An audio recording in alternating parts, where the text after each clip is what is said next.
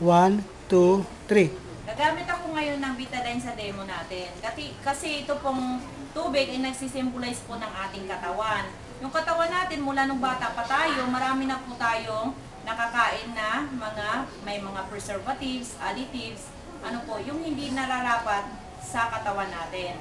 So, yung pag na-stay po yung sa ating bituka, yun po ay nagdudulot po ng sakit sa atin, yung tinatawag na colon cancer o di kaya cancer sa bituka. Kasi po yun ay nai-stack po doon, kailangan po natin dapat na mailabas po yan ng maganda. So ito po ay nagpapakita po ng ating katawan na matagal na nating napunduhan ng marumi mga bagay. Ito po yung mga preservatives, additives, yung mga nasisingot nating mga dumi sa daan, mga pollution, usok ng sasakyan, sigarilyo, alak, at mga iba-iba pa pong mga preservative at saka additives. So ito na pong itsura ng ating katawan. Marumi po siya. Tingnan nyo po kung gaano karumi yung katawan natin.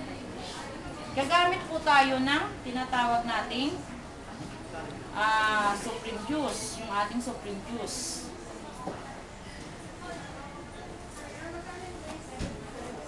Lalagyan po natin ang ating Supreme Juice.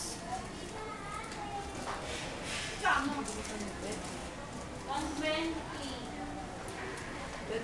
Supreme Juice natin.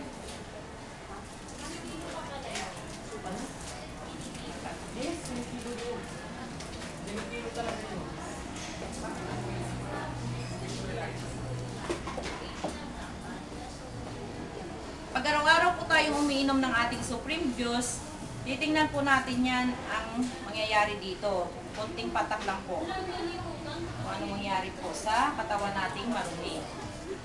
Tingnan niyo po kung anong mangyayari.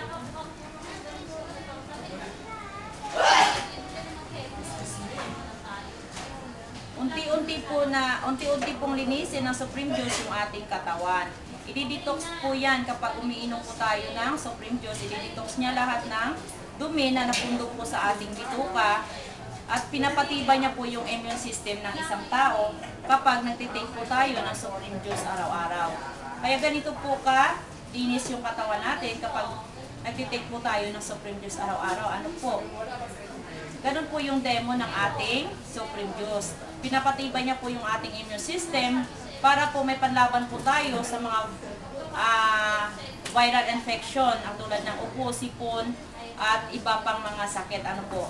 At saka yung ating bituka, nililinis niya po kaya magaan po ang pakiramdam at maganda po yung ating bowel movement. Yun po yung demo ng ating Supreme Juice. Okay na po. Okay. Salamat.